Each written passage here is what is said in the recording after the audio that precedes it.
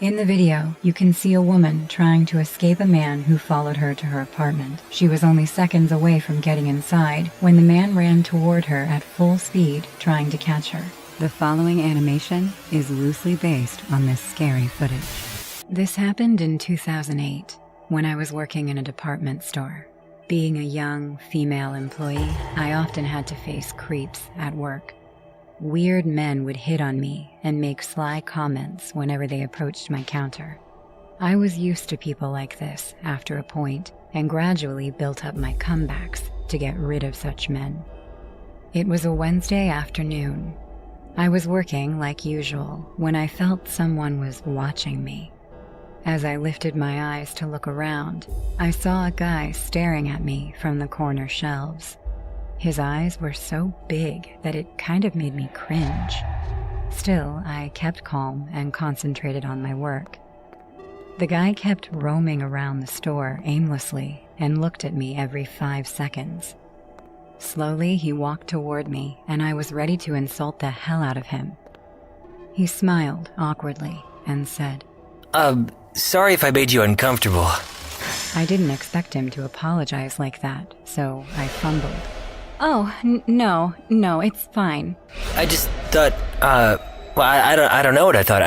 A pretty girl like you would never agree to go with a loser like me, so, I'm sorry, I'm rambling, but it's true, you are pretty. I bet you already knew that, though. Now I couldn't help but blush, and also laugh at the same time, seeing him struggling like a teenager. At least I made you laugh. We both chuckled. He said his name was Damien, and he worked at the local garage. I won't deny that his awkward proposal felt kind of refreshing. I also felt bad for mistaking him for a creep, so we went for coffee during my lunch break. We talked, and he seemed like a nice guy. When I noticed it was time to get back to work, I got up, saying, "So, it's time for me to get back to the store. I'll see you around then." My friends are having a party tonight. If you want, I could pick you up after work. I want to know you more, I guess. Saying this, he smiled and scratched his head. I blushed again and agreed. I had nothing to do that evening anyway, so going to a party seemed like a good plan. I went back to work and finished my shift in excitement. It had been a long time since I had dated someone. Before leaving the store, I went to the washroom, fixed my hair, and put on some lipstick to look good enough.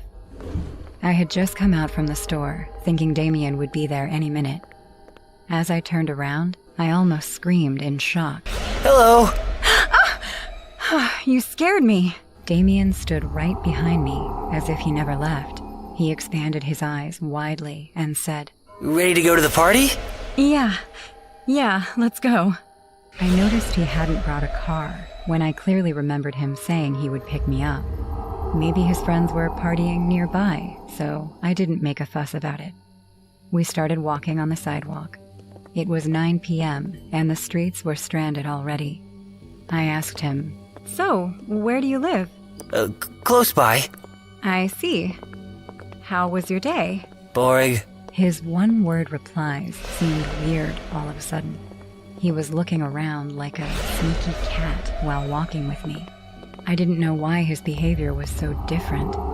For a second, it felt like he was not the man I thought he was in the afternoon. After walking for 5 minutes, we took a left turn, and Damien stopped in front of a dark alley. A man dressed in a white vest and tattered trousers surfaced from the alley and smiled at Damien. Seeing that man, Damien seemed nervous again, and he looked at me. I was confused at the same time, which he seemed to notice. Who is this man? That's my friend. He's the one throwing the party. His condo is located inside that alley. Come on, let's go. I don't hear any music coming from the alley. You sure there's a party happening inside this dingy alley? Of course I am. No, stop talking so much and come with us. Hearing him yell like that for no reason, I quickly figured out something bad was about to happen. I took a few steps back, saying, "Maybe some other time, Damien. I forgot I have to wake up early tomorrow. I better get going. Okay, good night. Saying this, I turned around to leave when Damien grabbed my shirt, trying to pull me toward him. I didn't realize how strong he was until he pulled my shirt and it ripped off from the back. Don't let her escape! Now the other guy screamed, and I understood this was all a malevolent trap. I started running for my life. Turning back, I saw the guy, Damien, or whatever his real name was, chasing me at full speed, and the other guy was running behind him too. My apartment was down the block, and there was no one in the area to ask for help. I couldn't call the cops because I knew if I tripped, they were going to catch me.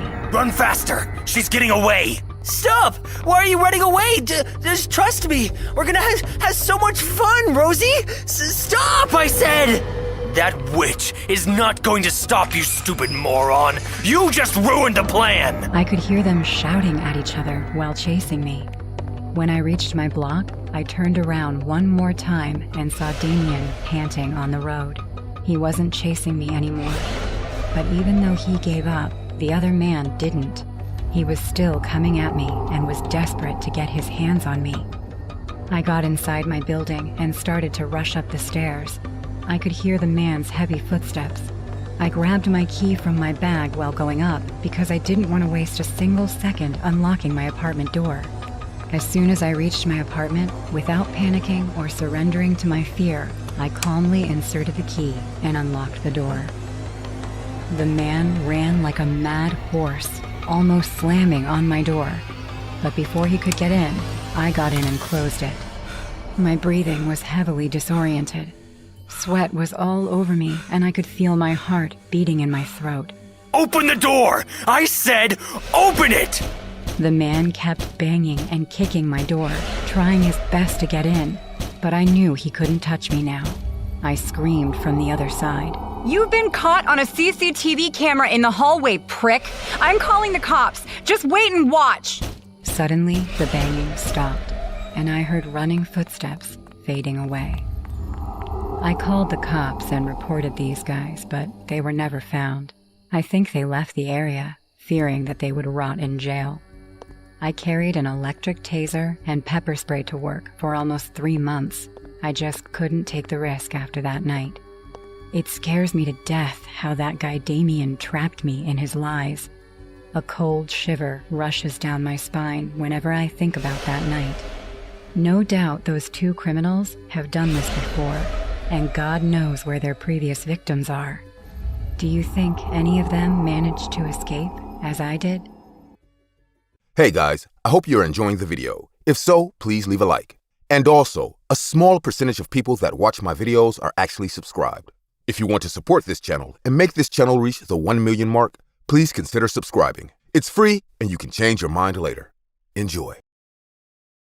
A girl was looking for love on a dating show in the year 1978. After choosing between 3 bachelors, the girl appeared to have met the man of her dreams. Little did she know that man was Rodney Alcala, a dangerous serial killer looking for his next victim. Here is the animated version of the actual story. The mind of the psychopath is really very complex. These people usually appear sympathetic, elegant, and understanding.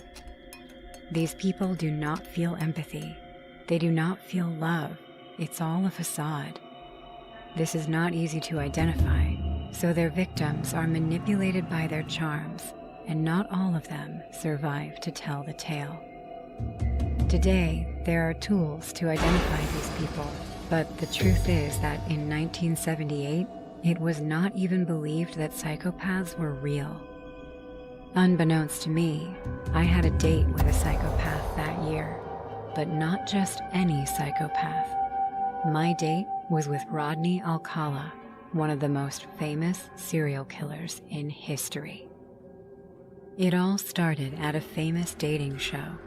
Everyone went there to become famous or for the possibility of appearing on television, but that was not my case. I was young and innocent, and I really thought it was very romantic to meet the love of my life on something as much of a vanity as a reality show.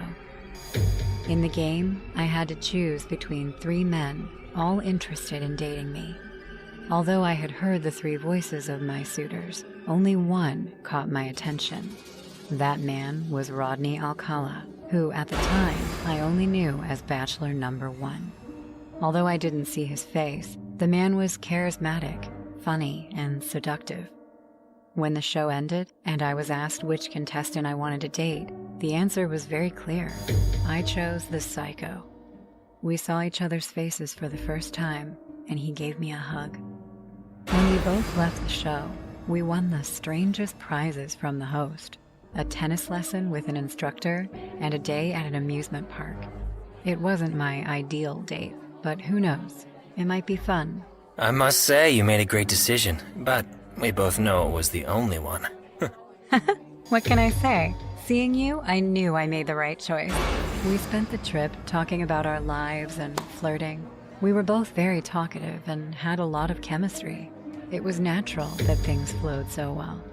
What I didn't know was that this was all a facade that would quickly fade away when I asked a question he didn't like. At that moment, we were playing tennis, and we decided to take a break and chat while the instructor had to take a call. So, do you mind if I ask what the other contestants were like? Actually, yes, I do mind. At first, I thought it was a joke, but his smile wiped off his face. My comment didn't please him.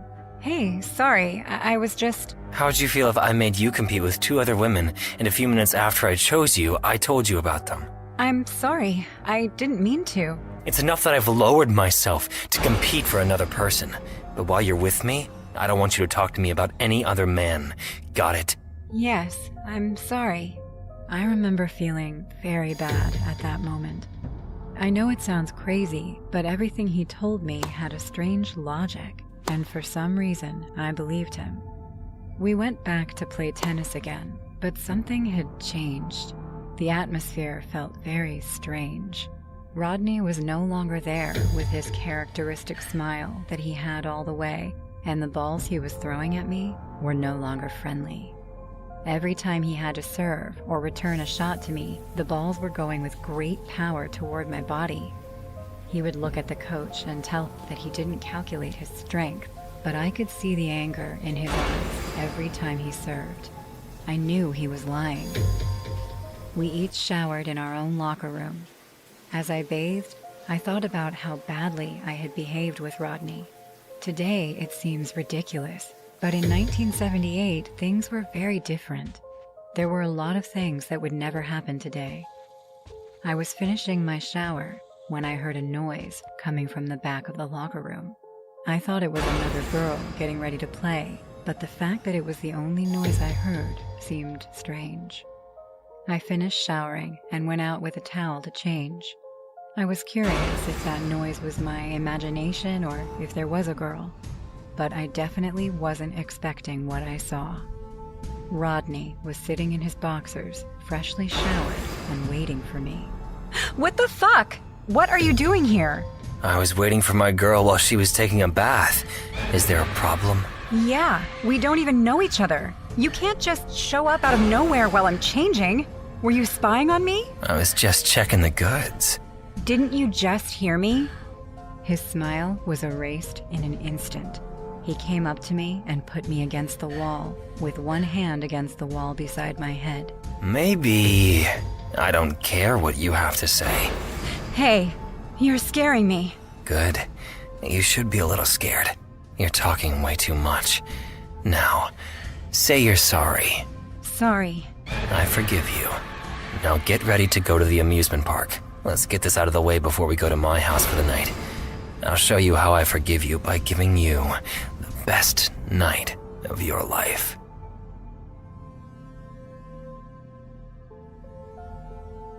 Hey, are you crying? Is this a fucking joke? You should be grateful that I put up with all your hysterics. And you have the luxury of crying? What have I done to deserve that? You are so selfish. If you make a fuss, I'm gonna put you in your place, understand? No one will defend you. People hate people like you. Do you understand? Yes, I understand. Fix that face. I'll wait for you outside. And without further ado, Rodney left.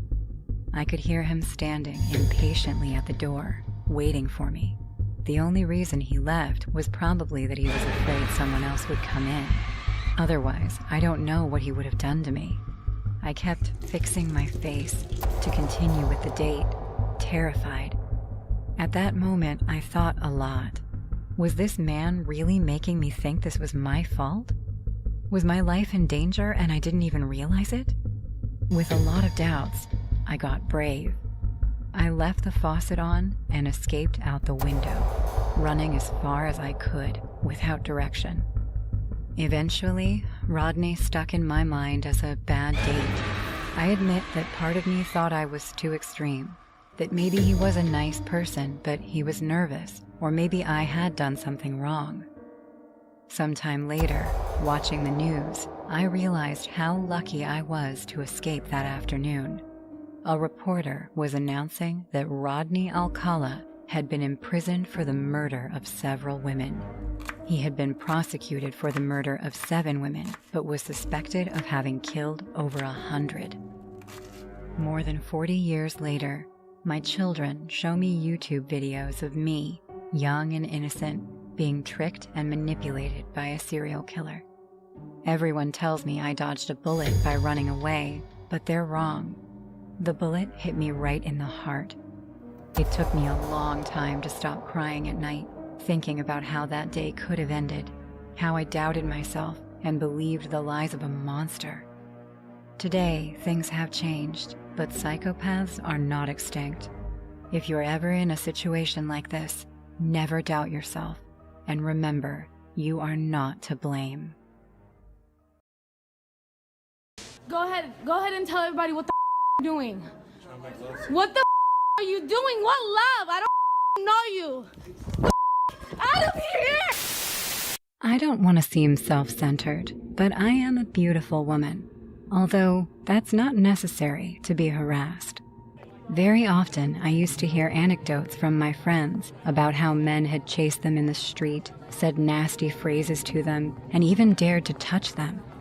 That always made me feel somehow lucky, since something similar had not happened to me. For a long time, I thought it was because I had just been lucky, but that was not the case.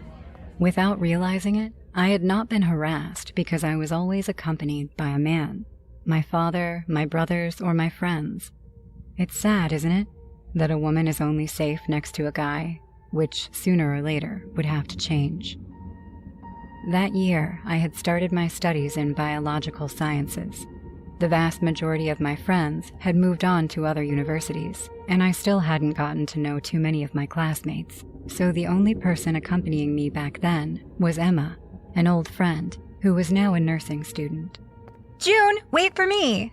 We usually ate together. In fact, that afternoon, after class, we decided to go to a cafeteria near the faculty. What are you gonna eat? I don't know, probably a sandwich and a coffee? Ha! Sometimes you're too boring to be true. Hey. To check how much money I had, I opened my bag and started looking for my wallet. I don't have enough. When taking out my wallet, suddenly, a pink piece of paper fell to the floor. Huh? You dropped something. Without giving me time to react, my friend grabbed the paper, opened it, and began to read it. Oh. Soon, she took her eyes off the paper and turned to look at me mischievously. Why didn't you tell me? We just started a few weeks ago, and look what you've achieved. What are you talking about, Emma? She extended her hand to me. That's when I grabbed the paper and looked at what was written there. "Will you go out on a date with me, June?" was what it said. Why do you look so surprised?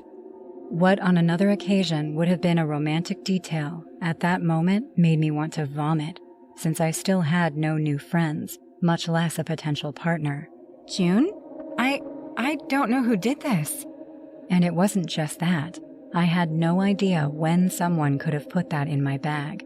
Hey, relax. Maybe they just put it in the wrong bag. It says my name, Emma.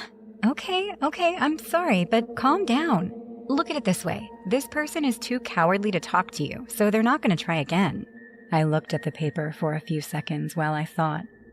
Either way, what else could I do? If you say so. As the weeks passed, I practically forgot the matter, since no one told me anything about it. Good morning, June.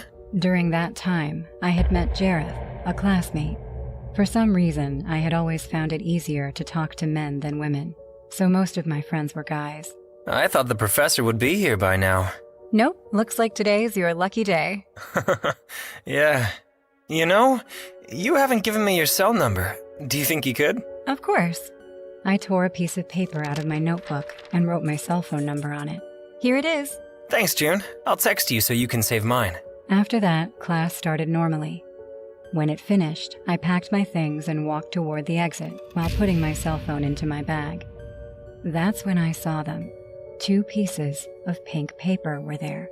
At that moment, I felt my heart start beating fast. "Did you forget, June? And will you go out on a date with me?" were what was written on the papers. Nervously, I crumpled them up and tossed them into the trash can. Soon, I turned around to look at the people present in the class. My eyes moved from side to side in search of whoever was responsible for those papers, but no one was even looking at me. Feeling like I was losing my mind, I crossed the door to leave the class, but I bumped into someone halfway. I'm sorry. The man in front of me had Asian eyes. His hair color was black, and he had a beard that was just beginning to grow. His appearance was quite normal at first glance, but after a second, his pale skin, the dark circles under his eyes, and above all, the strange way he was looking at me disturbed me. You should be. After listening to him, I quickly moved away. Hey, June. Are you gonna leave without saying goodbye? Hey, are you feeling all right? Not really. I have to go. Okay. I hope you feel better soon. Thanks, Jareth. When I got home, I felt a little better. I still wasn't sure what to do in that situation, but I knew I had to face that person. Suddenly, I heard my cell phone ring. I had received a message. "Answer me," it said. I assumed it was Jareth, so I replied, "Hi, I'm sorry I left like that." After a few minutes, another message arrived, but it was from a different cell phone number. "Hi, June. I'm Jareth. How are you feeling?" it said. At that instant, due to the shock, I felt a strong dizziness. "You haven't answered me yet, June," was the next message I received. "Don't ignore me. Do you want to go out on a date with me?" Terrified, the only thing I managed to do was block him. I had no idea how the stalker had gotten my cell phone number, and in fact, that was precisely what had made me so nervous. What else about me could that person know? Are they following me? Do they know where I live? The next day, even though I felt horrible since I hadn't been able to sleep, I decided to go to class, which was in the afternoon. Are you okay, June? Do I look that bad? I didn't say that. Maybe you need to distract yourself. Would you like to go eat something later? Maybe. When the class finished, it was already night. After thinking about it for a bit, I decided to accept Jareth's invitation, since maybe he was right. I'll wait for you outside. I walked to the exit of the building and waited for Jareth in front of the doors. It was then that a classmate approached me. What game do you think you're playing? Excuse me? Why did you block me?